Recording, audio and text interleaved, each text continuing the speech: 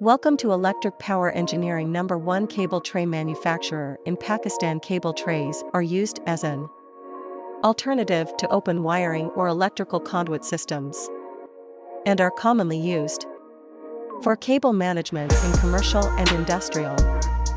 Perforated cable tray is a kind of cable tray with holes on bottom sheet and side rails for laying power and signal cables for the purpose of distributing electricity, signaling in industrial plants, department stores, gyms, hospitals, airports, and other industries. Powder coating is a type of coating that is applied as a free-flowing, dry powder.